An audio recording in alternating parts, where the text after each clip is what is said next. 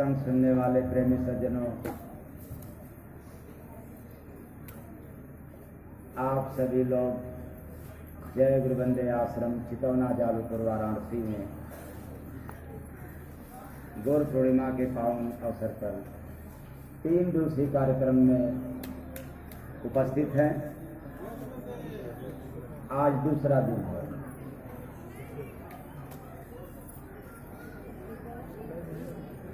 पहले दिन आप लोगों को सुनने को मिला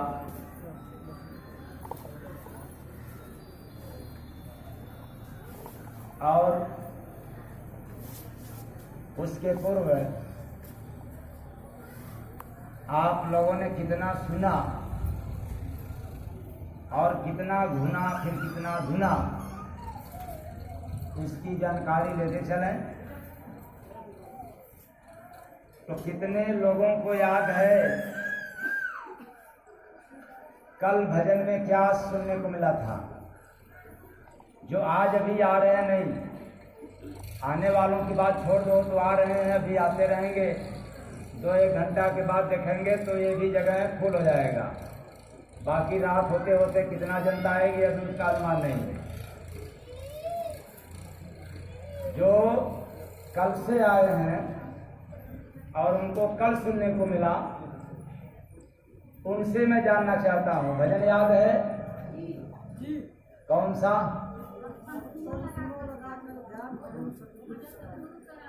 शाबाश, कुछ लोग निकल रहे हैं, उनकी मेमोरी बढ़ रही है।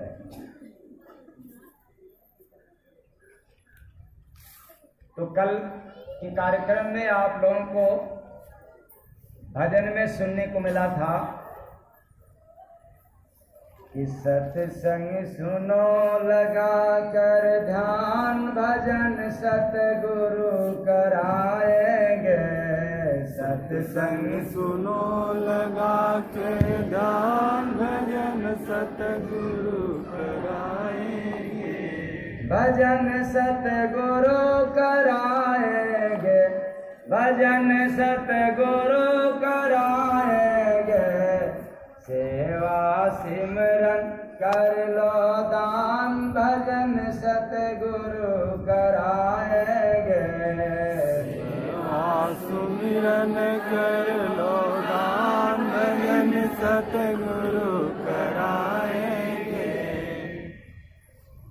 और आज कौन सा आप लोगों को सुनने को मिला था?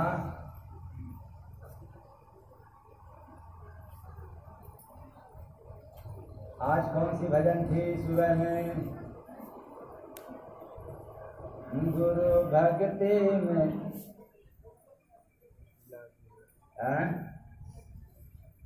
कौन था? गुरु भक्ति में लगी हाय सुगना, गुरु भक्ति में लगी हा, गुरु भक्ति में लगी हाय सुगना, गुरु भक्ति में लगी हा। यह दुनिया परदेश भाए, देश में अपने चलिहाय सुगना, गुरु भक्ति में। बस लग जाने की बात है। और अब ताजा ताजा आपको सुनने को मिलेगा। देते हैं संदेश प्रभु मैं रहता तेरे पास रे, संत कृपा से देख ले बंदे, हृदय मेरा निवास रे। संत कृपा से देख ले बंदे, हृदय मेरा निवास रे। संत कृपा से देख ले बंदे। एक लाइन की अर्थ बड़ी बिगड़ है और बड़ा लंबा है कि देते हैं संदेश प्रभु, ये स्वयं विधाता का संदेश है। तो फिर परमात्मा के संदेश को इस जगत में सुनने वाला कौन है? महात्मा। तो प्रभु का पैगाम है, प्रभु का विचार है, प्रभु का सिद्धांत है, प्रभु का नियम है, कानून है कि मैं तो तेरे पास रहता हूं, अगर देखना चाहते हो तो संत की दया ले लो और तुम्हारे घट में मेरा वास है, हम दिख जाएंगे। तो देते हैं संदेश प्रभु मैं रहता तेरे पास रे, संत कृपा से देख ले बंद हृदय मेरा निवास रे, संत कृपा से देख ले बंदे हृदय मेरा निवास रे, संत कृपा से देख ले बंदे। ज्योति स्वरूप रूप है मेरा जानो परम प्रकाश रे, संत कृपा से देख ले बंद हृदय मेरा निवास रे, संत कृपा से देख ले बंदे हृदय मेरा निवास रे, संत कृपा से देख ले बंदे। क्यों खोजत है मथुरा काशी, क्यों खोजत है मथुरा काशी, प्रेम से लख ले कड़कड़वासी, प्रेम से रख ले कड़कड़वासी। तेरे घट में मिल जाऊंगा मत कर कहीं तलाश रे, संत कृपा से देख ले बंद हृदय मेरा निवास रे, संत कृपा से देख ले बंदे हृदय मेरा निवास रे, संत कृपा से देख ले बंदे। छोड़ दे तू दुनिया का आशा, छोड़ दे तू दुनिया का आशा, बन जा केवल संत का दासा, बन जा केवल संत का दासा। एक भरोसा कर तू मेरा छोड़ के सबका आस रे, बड़ा गड़बड़ है ये आस, ये आसरा कैसे छोड़ूं, छूटेगा नहीं। एक भरोसा कर तू मेरा छोड़ के सबका आस रे, संत कृपा से देख ले बंद हृदय मेरा निवास रे, संत कृपा से देख ले बंदे हृदय मेरा निवास रे, संत कृपा से देख ले बंदे। एक सहारा संत का रख ले, एक सहारा संत का रख ले, उनके दया से मुझको लख ले, उनके दया से मुझको रख ले। बात समझ आ रही है? केवल इस संसार में एक सहारा, एक आधार मात्र संत का रख लो तो उनके दया से हमें लग सकते हो, उन्हीं की कृपा से हम दिखाई पड़ते हैं। बाकी किसी भी दया से न किसी के पूजा पाठ से हम दिखने वाले। तो एक सहारा संत का रख ले, एक सहारा संत का रख ले, उनके दया से मुझको लख ले, उनके दया से मुझको रख ले। भक्ति भजन कर संत का भाई बन जा उनका दास रे, संत कृपा से देख ले बंद हृदय मेरा निवास रे, संत कृपा से देख ले बंदे हृदय मेरा निवास रे, संत कृपा से देख ले बंदे। मुझे खोजता है जो दर दर, मुझे खोजता है जो दर दर, कभी न पाता वह मूरख नर, कभी न पाता वह मूर्ख नर। आप लोग नहीं खोजते हो दर दर, लगता है भगवान उधर मिलेंगे या भगवान वहां मिलेंगे, लेकिन भगवान कहाँ है तेरे? अंदर है। हृदय में जो बाहर खोजता है वो तो मूर्ख नर है, और जो भीतर पाता है वही तो चतुर जन है। तुम मुझे खोजता है जो दर दर, मुझे खोजता है जो दर दर, कभी न पाता वह मूर्ख नर, कभी न पाता वह मूर्ख नर। मेरे गाना वे में अमृत पर क्या करता है, कहाँ कहाँ भड़कता है। तो मेरे गाना वे में अमृत पर सूंघत जैसे घास रे, संत कृपा से देख ले बंद हृदय मेरा निवास रे। संत कृपा से देख ले बंद हृदय मेरा निवास रे, संत कृपा से देख ले बंदे। संतों से चादर धुलवा ले, संतों से चादर धुलवाए। वही हृदय रूपी चादर गंदा हो गया है, धुलाई हो जाएगी, काम बन जाएगा। जब तक नहीं धुलाओगे तब तक दिखने वाले। तो संतों से चादर धुलवा ले, संतों से चादर धुलवाए। हरि को अपने भीतर पाले, हरि को अपने भीतर पाले। जय गुरु बंदे पकड़ ले बंदे, चलता घट में सांस रे। बहुत सरल है उपाय, तेरे ही हृदय से सांस आ रही है, बस उसी को पकड़ ले, तेरा काम बन जाएगा। तो जय गुरु बंदे पकड़ ले बंदे, चलता घट में सांस रे।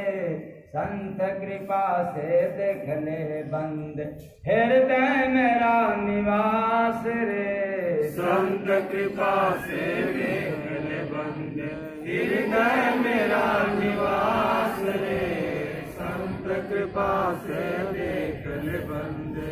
देते हैं संदेश प्रभु मैं रहता तेरे पास रे, संत कृपा से देख ले बंद हृदय मेरा निवास रे। संत कृपा से देख ले बंद हृदय मेरा निवास रे, संत कृपा से देख ले बंदे।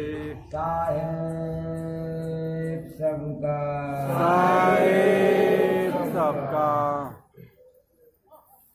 तो देते हैं संदेश प्रभु मैं रहता तेरे पास पास रे।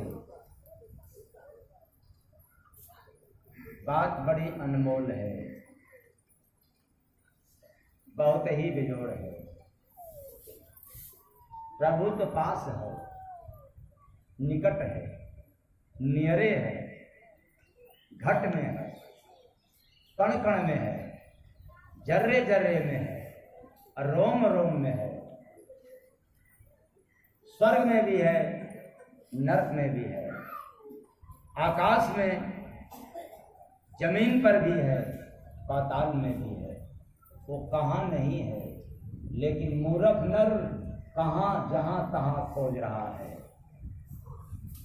क्या कर दूं, कहाँ चला जाऊं कि भगवान मिल जाए। ये काम मूर्खों का है। इस बात को सिर्फ आज मैं ही नहीं सुना रहा हूं, हमारे महापुरुषों ने बहुत पहले से समाज को सुनाते चले गए कि भगवान तो कण कण में व्याप्त है, पर दिखता नहीं। वो नजर नहीं है जिस नजर से मैं कण में देख सकूं, क्योंकि नजर गंदा हो गया। कारण जो भी हो, किसी न किसी कारणवश ये नजर गंदी हो गई, इसलिए देखने का नजरिया भी क्या हो गया, बदल गया। तो हम मंदिर में भी जाते हैं तो नजर बदला है, देख नहीं पाते। तीर्थों में भी जाते हैं तो हम लख नहीं पाते, क्योंकि नजर क्या है? गंदा है। आप लोग कहोगे कहीं गंदगी तो नहीं नजर आ रही है? तो विचार करो, सभी के पास आंख होती है लेकिन छोटी होती है। किसी के पास आंख बड़ा तो नहीं है, हाँ? सभी के पास आंख छोटी है। पर क्या बात है, ऐसे आंखों से भी आप लोग देख लेते हो। क्या देख लेते हो? औरों की बुराई। लेकिन उस आंख में ये ताकत नहीं है अपनी बुराई देखने की। इस आंख में इतनी ताकत है कि हम दूसरों की कमी को देख रहा हूं, लेकिन इतना भी ताकत नहीं है कि मैं अपनी बुराई को देख सकूं।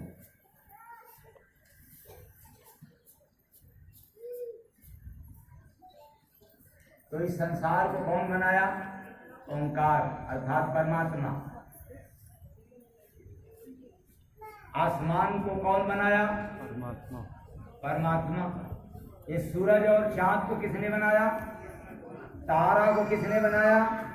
तो हमें आपको किसने बनाया? तो फिर बताओ, जिसके अंदर इतनी सामर्थ्य है कि सबको बनाया, और उसको आप इन चमड़े की आंख से देखना चाहते हो, सो संभव नहीं। कितना भी ताकत आ जाए इन आंखों में, फिर भी प्रभु को नहीं लग सकता। इसके पास सामर्थ्य नहीं है। इस समय बारिश का है। जब कभी अचानक आपस में गर्जना होती है, बादलों की गड़गड़ाहट, तो कान खर्रा जाती है, और जब चमक हो जाए तो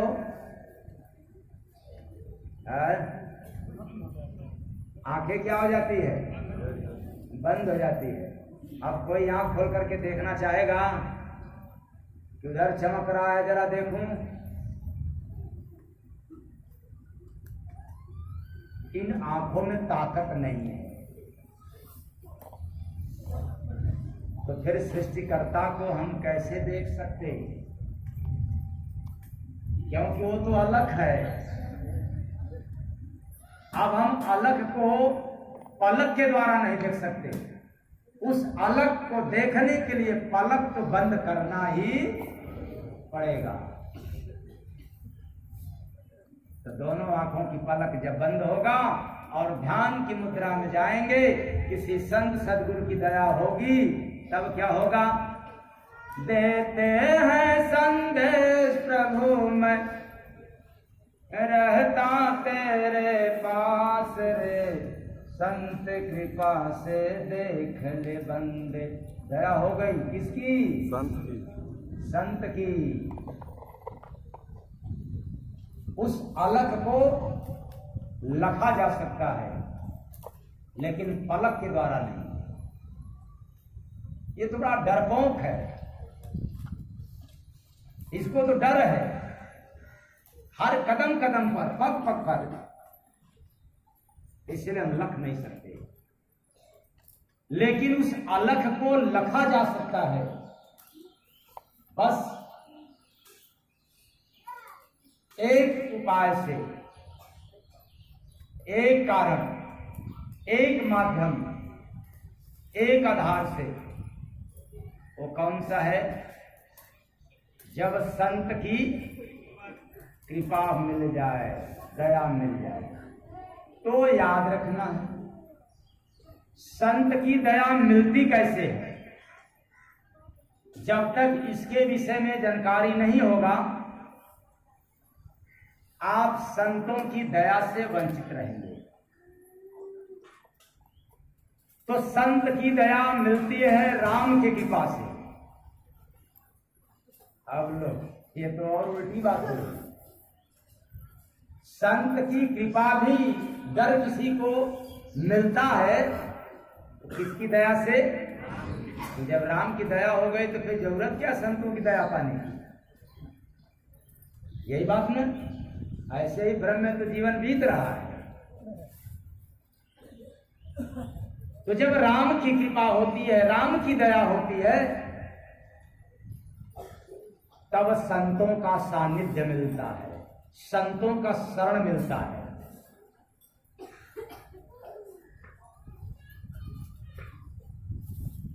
और इसे हट करके थोड़ा सा संदेश है गोस्वामी दास जी का। बिन सत्संग विवेक न होई, राम कृपा बिन सुलभ न सोई। बिन सत्संग विवेक न होई, बिना सत्संग अर्थात सत्संग सुने बगैर किसी को विवेक नहीं आ सकता। ज्ञान भले मिल जाए लेकिन विवेक नहीं हो सकता। इसलिए बिन सत्संग विवेक न होई। लेकिन राम कृपा बिन सुलभ न सोई, बिना राम कृपा से ये अवसर नहीं मिल सकता।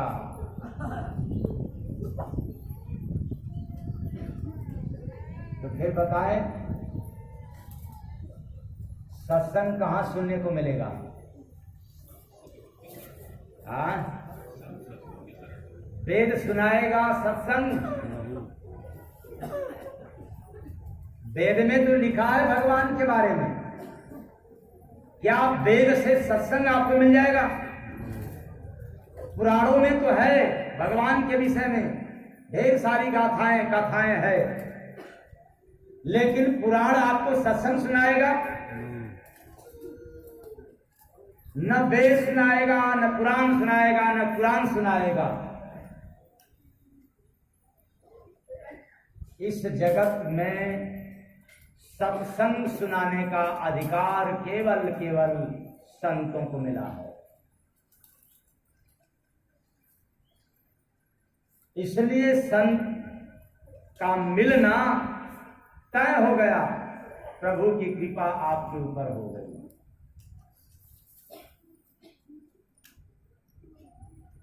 लेकिन बात अधूरा है, जीवन अभी अधूरा है, जीवन का काम भी अधूरा है और मनुष्य भी अधूरा है। जैसे पता नहीं कल के सत्संग में या आज के, मुझे तो याद नहीं रहता, उस समय जो आता है वक्ते चले जाते हैं। अब क्या गलत है क्या सही है इसका डिसीजन भी मेरे पास लेने का न वक्त है न सामर्थ्य है,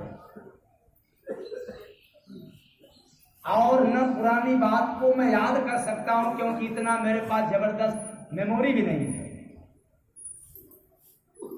इतना ब्रेन भी फास्ट नहीं है कि मैं उसको याद रख सकूं। पर कुछ आभास हो रहा है कि शायद ताजी ताजी बात मैं सुनाया हूं कल में या आज में, कि पूरा पुरुष, पूर्ण पुरुष के पास जब हम जाएंगे तब जाकर के प्रभु के निकट होंगे, प्रभु का अनुभव मिलेगा, भक्ति प्रदान होगा। पूर्ण पुरुष, हम सब तो अपूर्ण हैं, अधूरा पुरुष है। तो फिर कैसे पूरा पुरुष होता है, कैसे अधूरा पुरुष कहलाते हैं?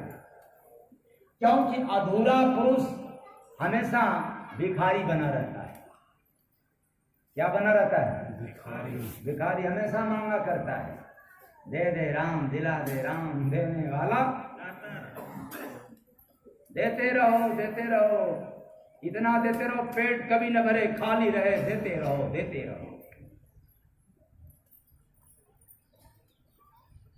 वो कभी पूरा नहीं हो सकता। और पूरा तो वही होता है जिसको कछु न चाहिए सो साहन साह, जिसको इस जगत में कुछ भी नहीं चाहिए लेकिन जगत की संपदा नहीं चाहिए, पर चाहिए क्या? बस प्रभु वही पूर्ण पुरुष है। अपने गुरु अथवा प्रभु के सिवाय कोई चाहत न रहे, वह व्यक्ति जगत में पूर्ण है। और जिसको कुछ भी चाह रहा हो, मेरा कान ही ठीक क्यों न हो जाए, पेट क्यों न ठीक हो जाए, वो कभी पूर्ण पुरुष नहीं हो सकता। और ऐसे भिखारियों के पास जाकर के भला पाएंगे क्या? उसी तरह से जब मंदिर पे जाएंगे तो कुछ तो देना पड़ेगा, मस्जिद जाएंगे तो कुछ होगा, तीर्थ में जाएंगे तो फिर लाइन लगा हुआ, देना तो पड़ेगा, शादी विवाह में बैठे हैं, मंत्रों का उच्चारण होगा, कुछ तो देना पड़ेगा, नहीं दोगे तो शादी भी खंडित।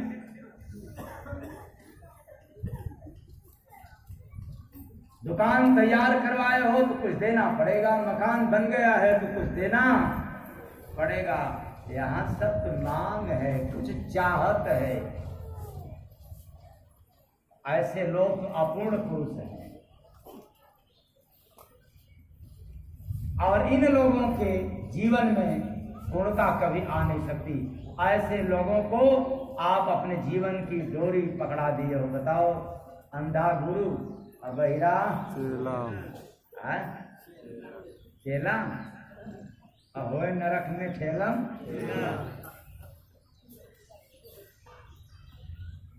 बड़ा जबरदस्त ठेलम ठेला होता है। इसलिए कहता हूं, पूर्ण पुरुष के पास चले जाओ तो भागम दौड़ भी बंद हो जाएगा भगवान को पाने के लिए, खोज भी बंद हो जाएगा। और पूर्ण पुरुष नहीं मिला तो खोज जारी रहेगा। इसलिए कबीर साहब की, कबीर के जमाने की वाणी है, मौको कहाँ ढूंढे रे बंदे, मैं तो तेरे पास में। कहाँ ढूंढ रहे? तेरे पास। जो अपूर्ण है उसके पास नहीं है, जो पूर्ण पुरुष है उसी के पास तो ईश्वर का वास है।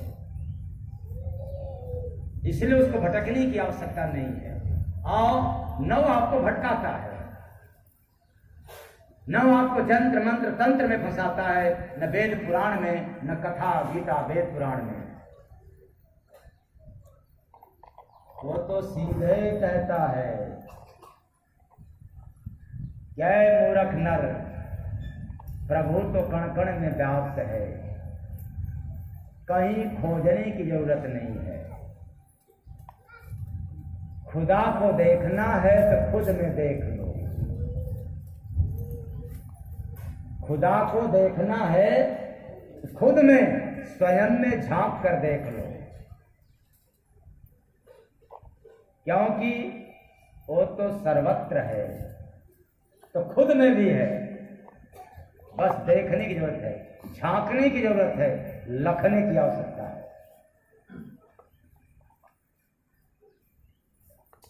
तो लखेंगे कैसे? देते हैं संदेश प्रभु मैं रहता तेरे पास रे, संत कृपा से देख ले बंद हृदय मेरा निवास रे। संत कृपा से देख ले बंदे हृदय मेरा निवास रे, संत कृपा से देख ले बंदे। भगवान कृष्ण भी अर्जुन से कहते हैं कि अय अर्जुन, मेरा निवास तो हृदय क्षेत्र में है। यदि मुझे देखना चाहते हो, पाना चाहते हो, तो किसी तत्वदर्शी महात्मा के पास जाओ और अपने घट में दीदार करो। क्योंकि भगवान कृष्ण सारथी थे। किसके? अर्जुन के। चमड़े की आंख थी, लेकिन कभी पहचान नहीं पाया कृष्ण को। इसलिए न जाने कितनी बार अपने वचनों से कहा, हे कृष्ण, हे माधव, हे यादव, हे पता नहीं क्या क्या सब कुछ कह डाला, लेकिन कभी ये नहीं कहा कि हे प्रभु, हे ईश्वर। कभी नहीं कहा। कौन? अर्जुन, जिसका सारथी स्वयं विधाता। चमड़े की आंख थी, बुद्धि था, ज्ञानी भी था, बैरागी भी था अर्जुन, अनुरागी भी था, लेकिन कृष्ण को नहीं पहचान पाया।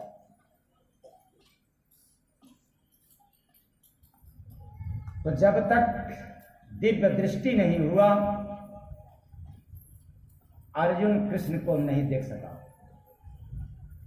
तीसरी आंख खोलते देख लिया, ये तो विधाता है। घुटना टेक दिया कि मेरे जीवन में बहुत भारी भूल हो गई, गलती मैं किया हूं, इसलिए हे नाथ अब मुझे क्षमा करें।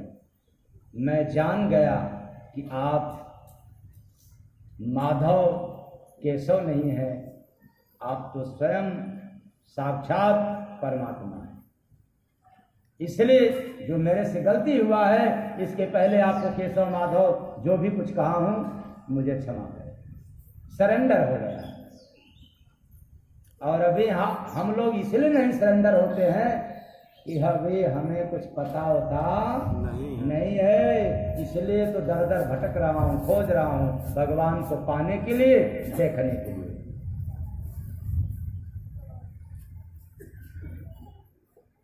मीरा बाल्यावस्था से कृष्ण दीवानी थी, पर लख नहीं पाई। जब संत की कृपा हो गई तो मीरा लख पाई। ऐसा प्रमाणित है वेदों में, पुराणों में और मीरा के जीवनी में।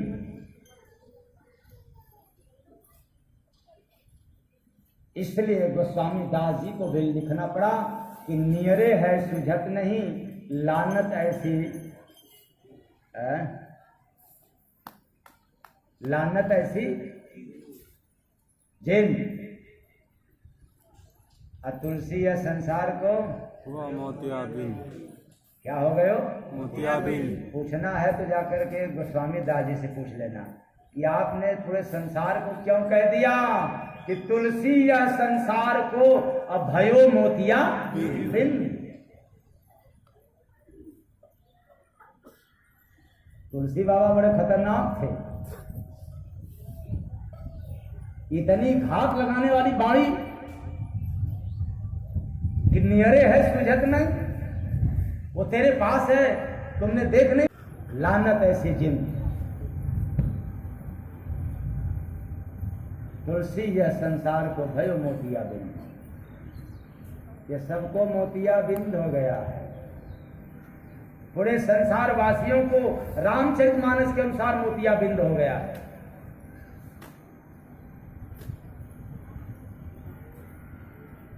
अब तो हॉस्पिटल खुलवाना भी संभव नहीं, क्योंकि एक साथ जब लोग जाएंगे ऑपरेशन करवाने के लिए या इलाज के लिए, तो भी सफल होने वाला नहीं है।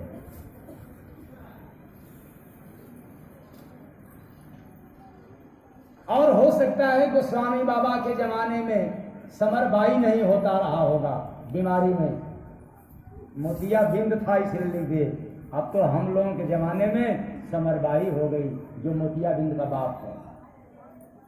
क्योंकि मोतिया बिंद का इलाज है, लेकिन समरबाई का इलाज नहीं है। वो नस सूखना शुरू हो जाता है, ऑपरेशन कराओ तो भी आंख से दिखने वाला नहीं है। बड़ा खतरनाक रोग है ये मोतियाबिंद समरबाई, आंख से संबंधित। ऐसे ही हम लोगों को मोतियाबिंद हो गया है, भगवान के चक्कर में दर दर भटक रहे हैं, जबकि भगवान तो है हृदय में,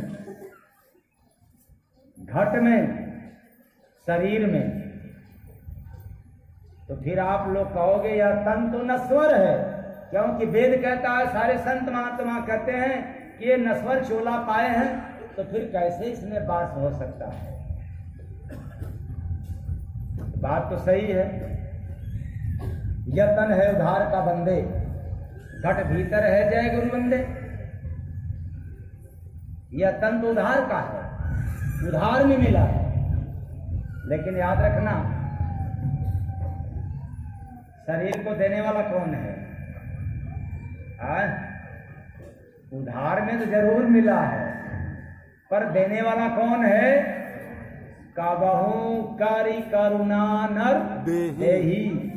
काबहू कभी भी जीव के ऊपर, याद रखना, शरीर के ऊपर नहीं।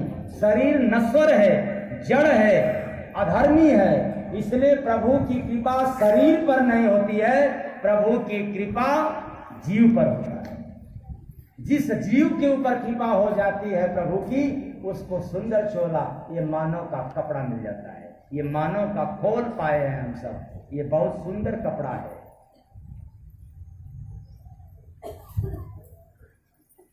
लेकिन इस कपड़े को भी देने वाला केवल केवल विधाता है। यह तन है उधार का बंदे, यह शरीर तो उधार मिला है, किराया देना पड़ता है। शायद कभी भजन में आप लोगों को सुनने को मिला है, कौन? तन है किराए का, श्वास उधारी, करहो भजन भाई, कर जाओ तारी, करहो भजन भाई, कर जाओ तारी, करहो भजन भाई। सबका तो काम हो गया है अब मेरे।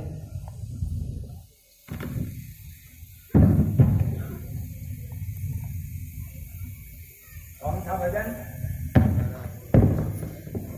कौन था बेबी? तन है किराए का, श्वास उधारी, करहो भजन भाई, कर जाओ तारी, करहो भजन भाई, कर जाओ तारी, करहो भजन भाई, करहो भजन भाई, कर जाओ तारी।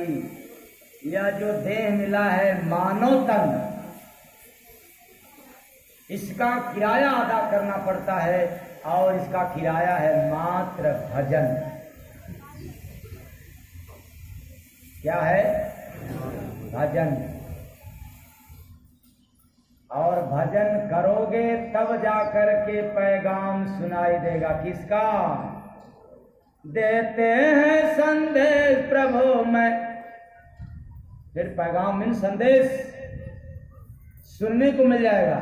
और जो भजन नहीं करता उसको कभी भी प्रभु का पैगाम सुनने को अवसर मिलता नहीं है। तो भजना नंदी, और भजन करने वाला कौन होता है? संत फकीर ही तो भजन में धुनी रमाया करते हैं, लीन रहते हैं। इसलिए हरि का पैगाम भी उन्हीं को सुनने को अवसर मिलता है। तो देते हैं संदेश प्रभु में, रहता तेरे पास रे, संत कृपा से देख ले बंदे, हृदय तेरा निवास रे, संत कृपा से देख ले बंदे, हृदय तेरा निवास रे, संत कृपा से देख ले बंदे। तो भ्रमित मत हो जाना, जो बीच बीच में राग बदल रहा है, कभी फास्ट कभी चलो, कौन अपने को इंतजार करना है ढोलक हारमोनिया की। तो जहां मर्जी वहां फास्ट कर दो, जहां मर्जी वहां स्लो कर दो, वो तो अपन की बस की है। तो संत की पास से देख ले बंदे, हृदय मेरा निवास है। संतों को पैगाम सुनाई देता है। तो पैगाम में संदेश, उद्देश्य, विचार, और वही का पैगाम सुन करके संत हमेशा मस्त रहते हैं, खुशहाल रहते हैं, प्रसन्नचित रहते हैं, माला माल रहते हैं। इसलिए मैंने पीछे के सत्संग में सुनाया था, इस दुनिया के 2 मीठे फल हैं। वो है पहला सत्संग और दूसरा मधुर वाणी। तो जब वहां की आवाज जिसको सुनाई देने लग जाता है, उसके आवाज में पावर बढ़ जाती है, उसके आवाज में मधुरता आ जाती है, उसके आवाज में मिठास आ जाती है। ये वहां के पैगाम का उद्देश्य है। यही कारण है कि आप सभी लोग की वाणी बड़ी कर्कश रहती है, बड़ा ही खटूस रहता है, उसमें बड़ी खटास रहता है। और वाणी को आप लोग ऐसे ऐसे बोलते हो कि फिर क्या बताया जाए। कितनों को तो बर्दाश्त नहीं होता है, केवल वाणी।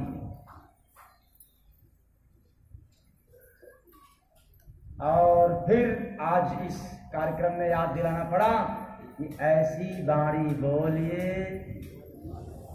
आगे मन की आपा, लेकिन थोड़ा सा संशोधन है। ऐसी वाणी बोलिए कि सबसे झगड़ा होए।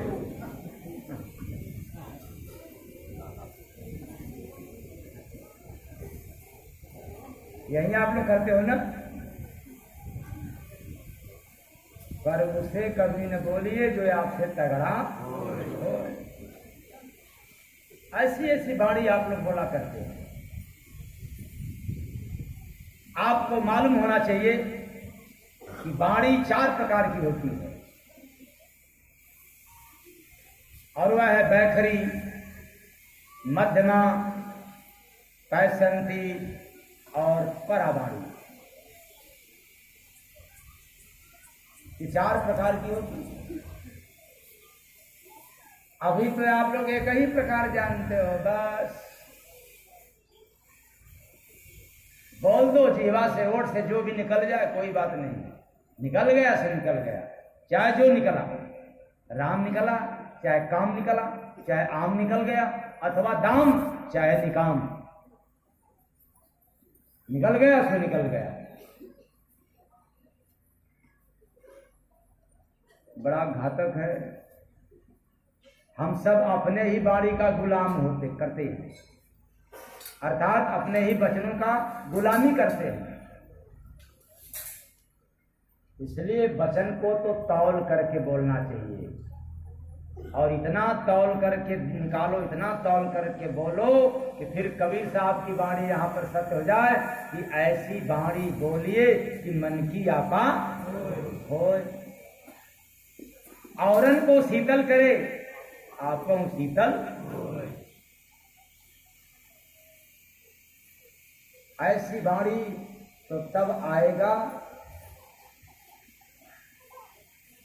या तो गॉड गिफ्टेड है वो जीव, या तो संत की दया है जिसके ऊपर वही बोलते हैं। बाकी तीसरा न कोई बोला है न कभी आगे बोल पाएगा। 2 में से किसी एक की भी दया हो गई तो मधुरी वाणी, मिठास वाणी तय है, संत की और श्रीकंठ की दया।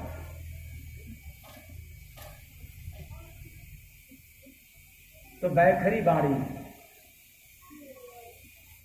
जिसको हम जीवा के सहारे से जाप करते हैं, जीव हमारा हिला करता है, और न जाने कब जीभ रुक जाएगी, कोई गारंटी नहीं है इस वाणी का। और आप लोग कभी कभी कहा भी करते हैं, चाम का जीभ, चामे का जीभ कभी लामे भी जा सकता है। मतलब कहना है राम तो निकाम भी कर सकते हैं, कोई बात नहीं। अरे अब नाम नहीं लेंगे, सब निकाम है, मतलब सब बेकार है, सब व्यर्थ है। क्यों? मेरा काम नहीं हुआ, राम से मेरा काम नहीं हुआ, इसलिए निकाम। तो बड़ा गड़बड़ है। जीवा कब क्या बोल दे, नो गारंटी। और जीवा बोलती भी है बड़ी तेज, याद दिलाता रहूं, जीभ में एक भी हड्डी नहीं है, जरा सी पतली भी हड्डी नहीं है, लेकिन वाह रे जीभ, ये जीभ तो चैलेंज देती है कि होश में रहो, नहीं तो हड्डी पसली तोड़ दूंगा।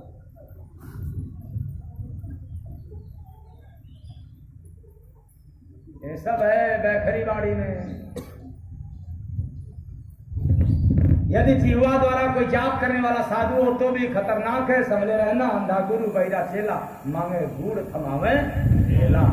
वो कब जो है बरस देगा, कब गरज देगा, नो गारंटी। वो मधुरता नहीं है, वो मिठास नहीं है बाड़ी में, इसलिए इसको बैखरी बाड़ी है। केवल जीभ से बोलते। और दूसरी बाड़ी का नाम है मध्यमा। तो मध्यमा मतलब जिह्वा से आप नीचे जाएं, तब कहां? जिह्वा के नीचे जाएंगे तब कंठ। कंठ से जप करते हैं। बहुत ज्यादा हम प्रयोग करेंगे, बाड़ी पर संयम करेंगे, लगाम लगाएंगे, तो जप में लीन होते गए जीवा के माध्यम से, जीवा के आधार से। तो लीनता के कारण हम पहुंच सकते हैं कंठ चक्र तक। एक बार जीव बंद हो जाए, लेकिन जीव के पीछे वाले हिस्सा से अर्थात कंठ चक्र से कुछ न कुछ उद्गार निकला करता है। जैसे राम कहना है, तो राम में ओठ और जीवा का प्रयोग, ठीक। लेकिन अब ओठ भी न हिले और जीवा भी न हिले, अगला हिस्सा न हिले पर पिछला हिल रहा है।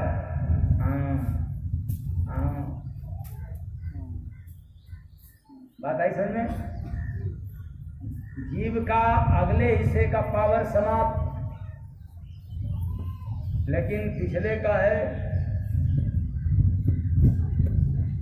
तो समझ में नहीं आएगा कि वो आम कह रहा है कि दाम कह रहा है कि काम कह रहा है कि निकाम कह रहा है। लेकिन इतना है कि भाई उठाया है माला, तो ये समझ में आ रहा है कि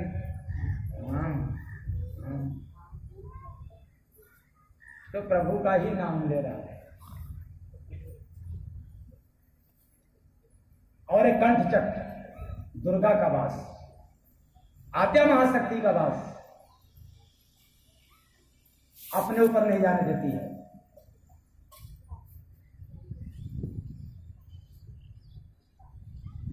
तो मध्यमा बाड़ी का प्रयोग हम जिह्वा के पिछले हिस्सा से अर्थात कंठ चक्र से सेवन करते हैं। इसकी भी कोई गारंटी नहीं है। और तीसरी बाड़ी है पैसंती।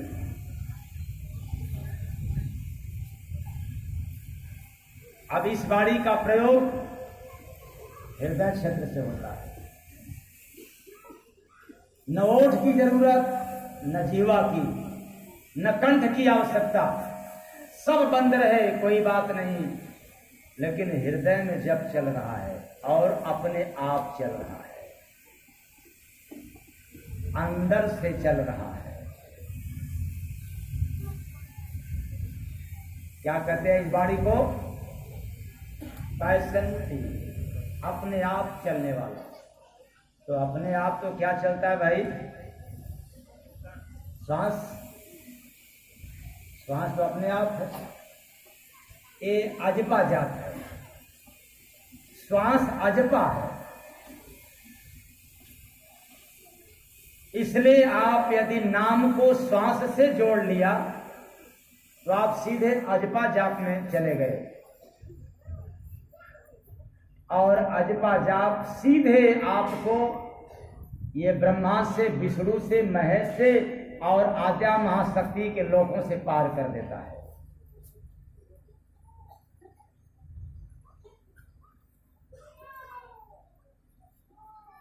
इसलिए इस जाप में हृदय का काम होता है और वही मनुष्य जाप कर सकता है, वही साधक जाप कर सकता है जिसका हृदय मलिन हो या पावन। पावन, शाबाश, पवित्र हो। तो इसका मतलब कि हम लोगों का हृदय पवित्र नहीं है, इसलिए झूठे कबीर साहब का बाणी लिए घूमते हैं कि ऐसी बाणी बोलिए कि मन की आपा। अरे हृदय पहले पवित्र कर लो तो फिर ऐसी बाणी बोलो कि मन की आपा। और हृदय गंदा है तो ऐसी बाणी बोलिए कि सबसे झगड़ा हो, पर उससे कभी न बोलिए जो आपसे तगड़ा। चौथा बाणी है परा। परा माने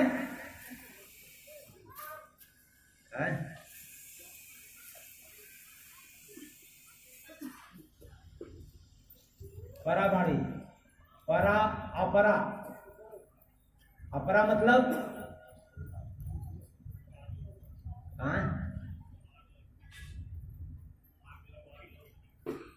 अच्छा, सही बात है। जो सही है उसको सही कहना पड़ेगा और जो गलत होगा उसको। तो परा और अपरा। तो जो परा बाणी होता है वो कहां से प्रारंभ होता है भाई? हृदय से नाभि तक। नाभि देख रहे हैं ना?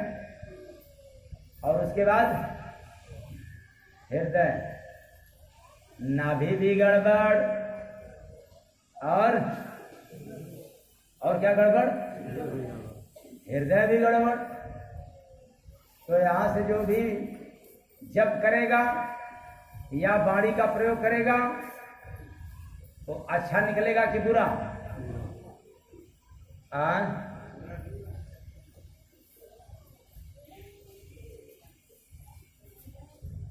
तो जब गंदे रहोगे तो गंदा वाणी निकलेगा, अच्छे रहोगे तब अच्छी वाणी निकलेगा। तो 4 प्रकार की वाणी है और आपको चुनना है कि कौन सी वाणी आपके जीवन में निकले, उतरे, समाज में औरों के हित में आए। तो कौन सी वाणी अच्छी पड़ेगी 4 वाणियों में? फिर से याद कर लें। बैखरी, मध्यमा, पैसंती और परा। तो परा है हृदय से, नाभि, और पैसंती है हृदय से जो अपने आप निकलती है। जैसे कभी कभी लोग कहते हैं ना कि भाई मैं हृदय से कह रहा हूं, कह तो रहा है जुबान से, ओठ से, जीवा से, लेकिन फिर भी छाती पर हाथ रख के कहता है कि भाई आपको मैं हृदय से नमन करता हूं। इसलिए केवल हृदय में अपने आप जो पैसंती वाणी है। और मध्यमा वाणी को मैंने बताया कंठ से जाप। पता नहीं आपके मन में क्या है, कंठ से क्या चल रहा है, जीवा पर क्या चल रहा है, मन में क्या चल रहा है, जीवन में क्या चल रहा है, ये तो आप ही जान सकते हैं और आपके विधाता जान सकते हैं। लेकिन मेरा मानना है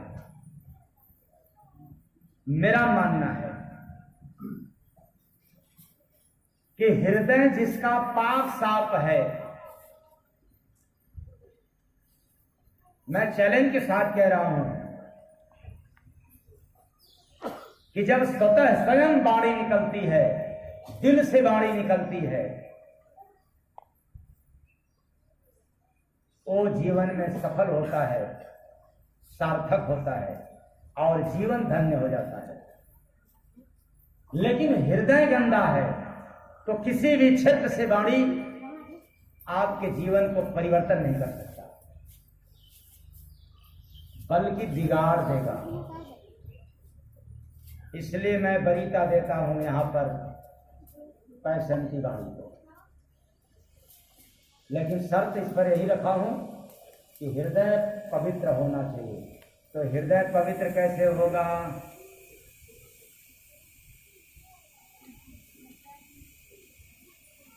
धोबी बन कर आया हूँ। क्या कर लो? हाँ, चादर धुलवा लो। धोबी बन कर आया हूँ, चादर को बन के आया हूँ चादर को धोने। पीछे आवाज आ रही है? नहीं जा रही है? धोबी बन कर आया हूँ, अब धीरे धीरे बन। धोबी बन कर आया हूँ चादर को धोने। धोबी बन कर आया हूँ चादर को धोने। अरे जिसको धुलवाना है धुलवाए, नहीं धुलवाना है तो धन्यवाद। संतों का काम ही है धोबी का काम करना।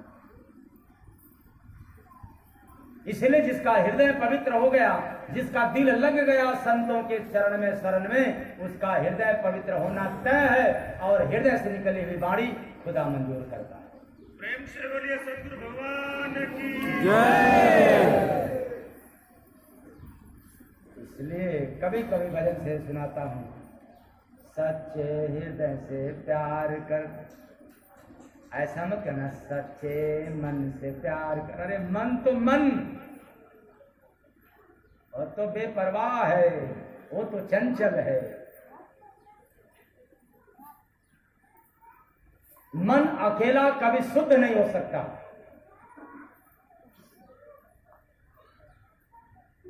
तब तक जब तक मन को तपाया न जा सके। और ताप लगने से पहले ही मन पहले फिसल जाता है, भग जाता है, क्योंकि बड़ा ही चंचल है। मन को घोड़ा का संज्ञा दिया गया है, हमेशा हिना ना करता है, हिन करता है। आए चेतन प्राणियों, मन कभी सच्चा नहीं होता। हाँ, सच्चे लोगों की संगत पाता है तब जाकर के मन सच्चा होता है। तो सच्चे हृदय से प्यार कर, मिल जाएंगे हरि, मिल जाएंगे हरि। क्यों घूमता है बंदे सिर पाप को धरी, सच्चे हृदय से प्यार कर मिल जाएंगे हरि, मिल जाएंगे हरि। क्यों घूमता है सिर पाप को धरी, सिर पर पाप को रख करके हम घूम रहे हैं। यही कारण है कि प्रभु कण कण में व्याप्त है पर दिखाई नहीं पड़ता। हमारा पवित्र हृदय नहीं है, अपवित्र है, अशुद्ध है। इसलिए संतों का संत हृदय नवनीत समाना। संतों का हृदय बड़ा ही कोमल मुलायम होता है, पावन होता है। यही कारण है कि परमात्मा की संदेश, परमात्मा की पैगाम इस धरा पे केवल सुनने को मिलता है। तो किसको? संतों को।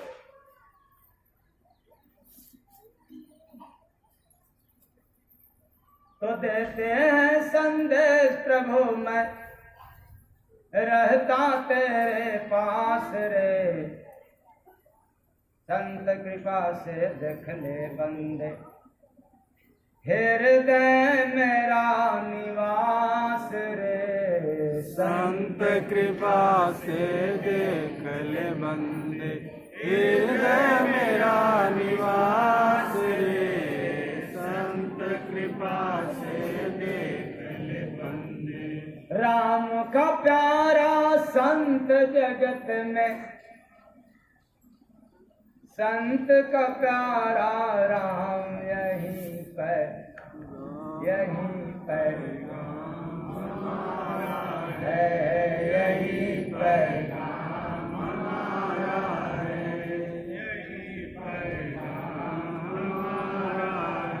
राम का प्यारा संत जगत में और संत का प्यारा राम। इसलिए राम का जो प्रिय है पैगाम उसी को मिलता है। क्यों न हम सब भी प्रिय हो जाएं ताकि हमें भी प्रभु का पैगाम सुनाई दे। तो जान सको तो जान लो बंदे, भगते हैं निष्काम, यही पैगाम हमारा है, यही पैगाम हमारा है, यही पैगाम हमारा है। राम संत में अतिशय प्रीति, राम संत में अतिशय प्रीति, बहुत जबरदस्त प्रेम है राम से और संत से। संत तो इतना प्रेम करता है, राम से इतना प्रेम करता है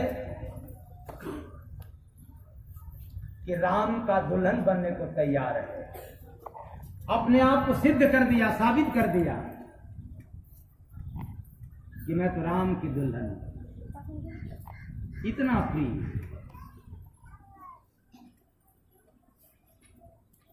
और ऐसे के लिए राम भी कहते हैं कि संसार में, संसार की बात छोड़ दो, इस ब्रह्मांड की बात हो रही है। 3 लोक 9 खंड में सबकी इस धरा की राज है। क्या राज है?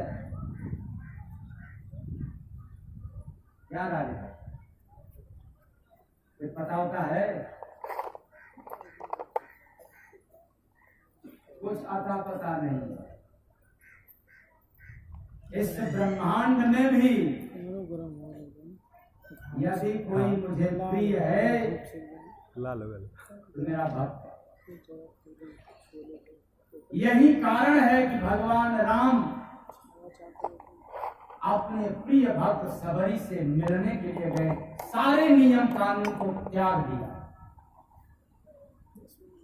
पूजा पाठ एक तरफ, जात मजहब एक तरफ, धर्म संप्रदाय एक तरफ, लेकिन भक्ति पंथ अलग स्वीकार कर गया। भक्ति में कोल भील जात की सबरी को, हनुमान जैसे बंदर को राम स्वीकार कर गए। आए चेतनकारी, मात्र यही कारण है कि प्रभु के लिए यदि कोई प्रिय है संसार में तो केवल संत है। इसलिए अपनी पैगाम भी सुनाता है संत। और याद रखना, वो संत बड़ा ऊंचा होता है, बड़ा निर्मल होता है, बहुत ही पावन होता है। हम जैसे लोग गंदे संसार में ये रहने वालों के पास तो खुदा कई जन्म लग जाएगा, बीत जाएगा, फिर भी आने का कोई नाम निशान नहीं।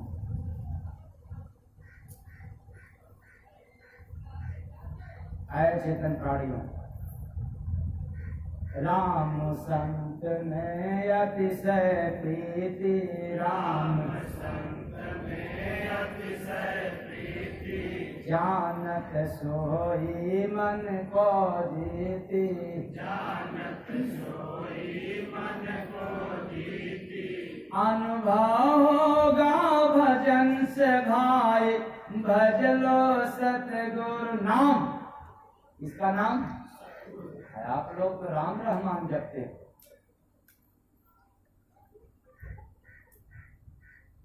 कभी मिलेगा पैगाम?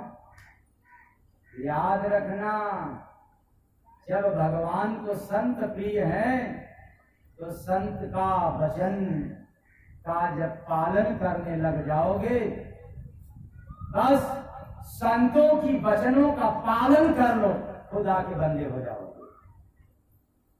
यही गुरु भक्ति, सच्ची भक्ति है, असली भक्ति है।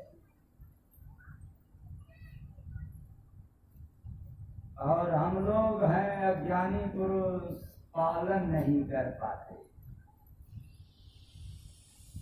तो अनुभव होगा भजन से भाई, भज लो सतगुरु नाम, यही पैगाम हमारा है, यही पैगाम हमारा है।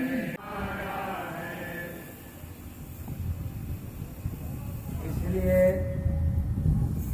जो प्रभु पैगाम देता है, जो संदेश सुनाता है, उसी संदेश को संत महापुरुष जनता को सुनाते हैं, समाज को देते हैं, संसार के लोगों को देते हैं। यही कारण है कि संतों की आज्ञा का पालन न करना, कितना भी आप पूजा पाठ कर लें, खुदा के आप बंदे नहीं हो सकते, खुदा को नजर में आप प्रिय नहीं हो सकते। क्यों कि मुख में राम, बगल में छुरी, और पाजा हाथ काट ले, तो आप जानते ही। इसलिए संतन की सुनी ना जो बतिया, संतन की सुनी ना जो बतिया, धुने काम रतिया, नरक में क्या ना है। संतन की धुने काम रतिया, नरक में पूजा पाठ दान पुण्य हो करते, पूजा प्रभु सतगुरु बिन मूल्य न रहते,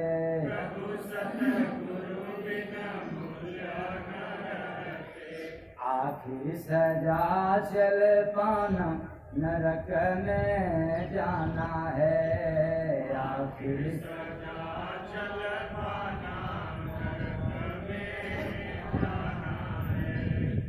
जमदूत दुनिया में रहते टहलते, जमदूत दुनिया में रहते टहलते, जिनका समय हुआ लेकर चलते, जिनका समय हुआ लेकर चलते, नंबर बारी बारी आना, नरक में जाना है, नंबर बारी बारी आना, नरक में जाना है। अरे नंबर खत्म हो गया दादा दादी नाना नानी का, अब तो नंबर आने वाला है मम्मी पापा को, बस नंबर आने दो। ये दूत तो सूक्ष्म रूप से गली गली टहल रहे हैं, ऐसा कोई कोना खाली नहीं है जो काल के दूत न टहलते हो। आपको नजर नहीं है, भजन करो, काल भी दिख जाएगा, पैगाम मिलेगा। इसलिए भजन करने वालों को काल भी नहीं पूछता, मौत होता है लेकिन काल के दबाव में नहीं होता है, स्वतंत्र होता है। प्रेम से बोलिए परम संत स्वामी जय गुरु बंदे जी महाराज की। तो काल के दसवा सचेत रहा हो, सुना संत बचनिया, काल के दसवा सचेत रहा हो, सुना संत बचनिया। वाह दिन याद करा जग में जब अइला, वाह दिन याद करा जग में जब अइला, उल्टा लटक के वादा प्रभु जैसे कैला, उल्टा लटक के वादा प्रभु जैसे कैला। आवा शरण में चेत रहा हो, शरण में। किसके शरण में? आवा शरण में चित कराओ सुना संत बचनिया। आवा शरण में चित कराओ सुना संत बचनिया। संतों का वचन सुन लो, चेत में रहोगे, होश में रहोगे। नहीं सुना, अचेत अवस्था में रहोगे। काल चाहे जब आएगा मरोड़ कर लेकर चला जाएगा।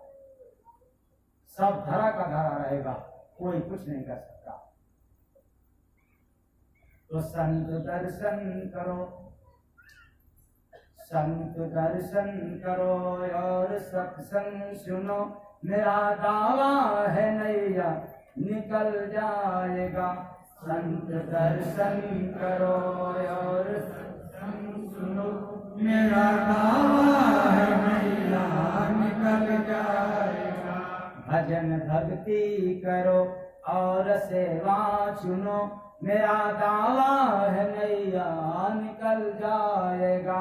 भजन भक्ति करो और सेवा चुनो। मेरा दावा है नैया निकल जाएगा। क्यों मुसाफिर भुलाना मंजिल मिला। क्यों मुसाफिर भुलाना मंजिल मिला। आने जाने का केवल चला सिलसिला। आने जाने का केवल चला सिलसिला। क्या बात है। नाम सतगुरु से सतगुरु से सतगुरु से सतगुरु से। किससे? सतगुरु से। याद हो गया? इसलिए नाम भी बड़ा होश पूर्वक जाकर के लेना कहीं। ऐसे नहीं कि गुरु घंटाल मिल जाए काम हो जाए। गुरु मिल जाए घंटा में हिला लेवाने और आपको भी कहीं हिलाते रहो जीवन भर। तो नाम सतगुरु से जब तू पाएगा। मेरा दावा है नैया निकल जाएगा। नाम सतगुरु से जब तू पाएगा। मेरा दावा है नैया निकल जाएगा। तो कहने का तात्पर्य है बहुत सारे प्रमाण है, क्योंकि अगला कार्यक्रम फिर शाम को होगा। इसलिए कार्यक्रम धीरे धीरे, अभी नहीं धीरे धीरे विराम की ओर चल रहा है। आज के सत्संग का सारांश समझ लें कि जो परमात्मा का संदेश होता है, जो परमात्मा का उद्देश्य होता है, जो परमात्मा का विधान है, जो नियम है, वो कानून है, केवल संतों को पता होता है। इसलिए वेद पुराण में जितनी भी वाणियां मिलती है सुनने को संत वचन है। वो प्रभु के द्वारा पाया हुआ वाणी है। ऐसी बात नहीं है कि जो वेद में लिखा हुआ है वो कोई ऐरू गैरू बात है। रहस्य है, गुण है, उसमें तत्व है, राज छिपा हुआ है। लेकिन एक बात याद रखना, वेद से कभी आपको सत्संग नहीं मिल सकता। सत्संग जब भी मिलेगा संत महापुरुषों के शरण मिलेगा। इसलिए वेद से भी बड़ा संत होते हैं, क्योंकि संत वेद के निर्माता।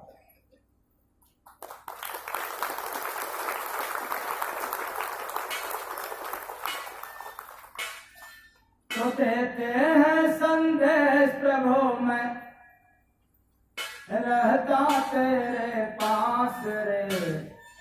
संत कृपा से देख ले बंद हृदय मेरा निवास रे। संत कृपा से देख ले बंद हृदय मेरा निवास रे। संत कृपा से देख ले बंद।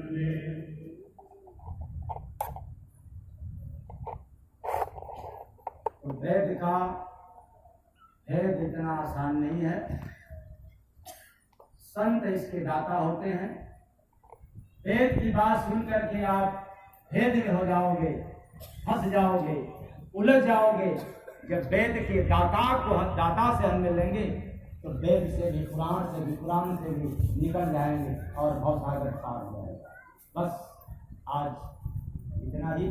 मेरी गाड़ी आप लोगों को गहरा चोट पहुँचाया हो बिना समझने के कारण, तो अपने घर का सेवक समझ करके क्षमा कर दीजिएगा। मैं आशा करता हूँ कि आप लोग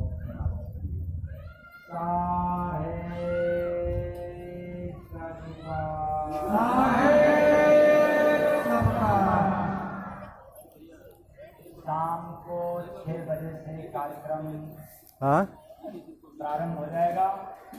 पब्लिक का फोटो दे पूरा। हाँ, मंच पर बैठूंगा 7 बजे। इसलिए बता दे रहा हूँ कि 7 बजे बैठने के बाद ढेर सारे कार्यक्रम मेरे सामने रहेगा तो थोड़ी दिक्कत आएगी, क्योंकि हमें भी 2-3 घंटा चाहिए चाहता है सुनाने के लिए। और आप लोग इतना